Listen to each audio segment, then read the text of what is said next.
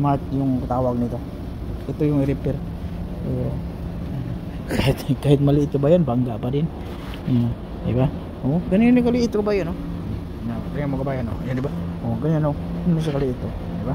Pero pormahan, ganda yung porma. Itins kabayan na mas smart yan kabayan, no? Tingnan mo kabayan, smart Mercedes-Benz. Yan, no? Ganito kaliit lang kabayan, no? Grabe, pero malaki yung so malaki yun. Malaki siya kabayan. Maliit na yung haba. Pero yung body niya, oh, maluwang. Oh, hindi siya maliit yung body. Pero yung haba talagang hindi mahaba, oh. Dalawang pintuan lang pati sa likod may lagyanan din, oh. Smart electrical to siya kabayan, oh. Mercedes-Benz pala to siya kabayan na smart yung tawag nito. Ito yung repair. Kahit maliit ba yan, bangga pa din. Diba? Oh, ganyan yung kaliit kabayan, oh. Tingnan mo kabayan, oh. Yan, diba? Oh, ganyan, oh. Hindi siya kaliit, oh. Diba? Pero pormahan, ganda yung porma.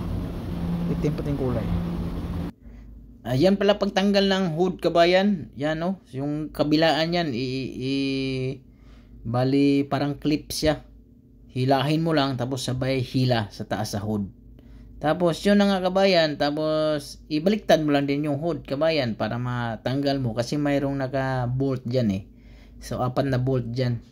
So hindi ko pa tinanggal. Tapos tatanggalin natin yung bumper. Yan kabayan. Yung bumper, pagtanggal ng bumper kabayan, easy lang siya kabayan. Mga bolt lang din naman siya sa baba. Tapos sa gilid, mayroong isa din. Ganun lang din, easy lang siya kabayan. Hindi ka mahirapan.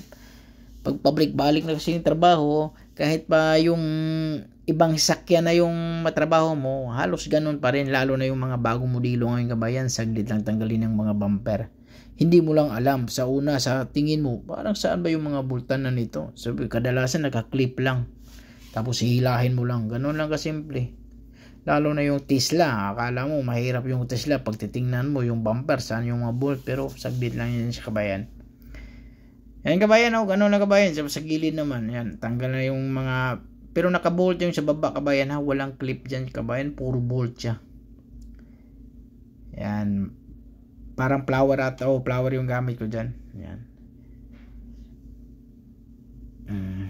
Ganun lang siya kabayan.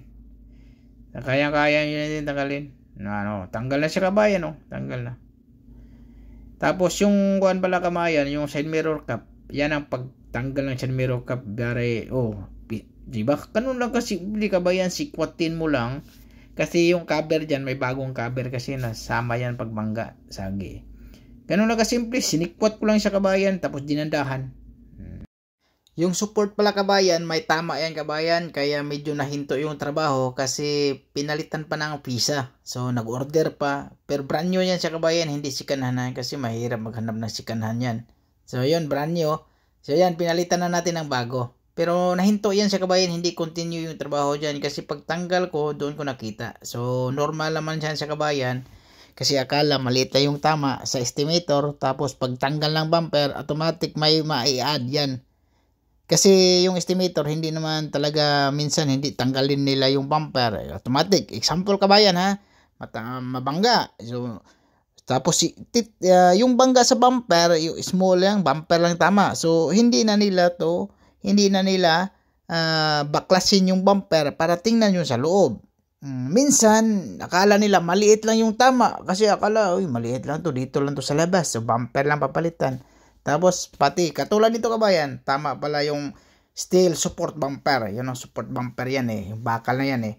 Yan ang matibay. Sa ngayon, ng mga modelo na sasakyan, yan lang ang matibay sa harapan, yung bakal, yung support sa bumper. Tapos may foam din yan. Yan. Hindi katulad dati yung mga GMC dati na yung bakal talaga yung bumper. Ayan kabayan, pinalitan na natin ang bago yan. Tapos, yung pati yung mga cover kabayan, yung cover, mayroon din natang pinalitan dyan. Yan, oh, pati sa baba, oh. So, nakakabit na rin yan.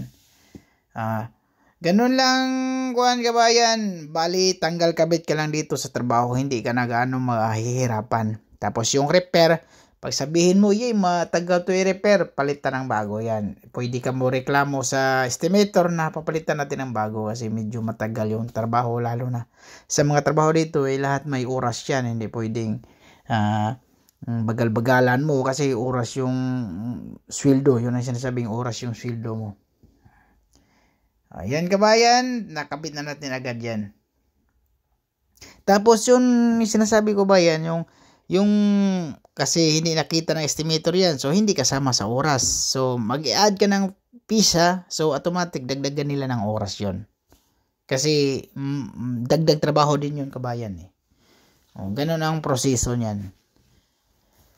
So, ibig sabihin, yung bumper lang ginagawa mo dyan, tapos yung pinder pala. So, maliit na tama. So, mayroon kang sa pinder, mayroon kang 2 oras.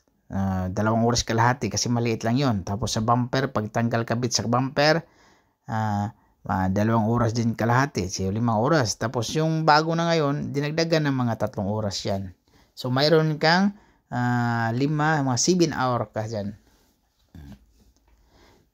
Minsan kasi sa trabaho, mabilis lang yung trabaho. Tapos yung pagkabit mo kabayan, medyo mahirapan ka, lalo na yung mga bago-bago na yung mga tanggal kabit lahat, bagong pintuan. So tatanggalin, baklasin mo lahat doon sa kabila, ilipat mo doon sa bago.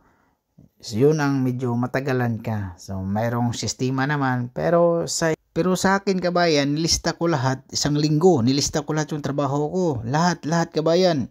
Grabe, mabilis talaga ako magtrabaho kabayan. Talagang swerte yung amo ko kabayan.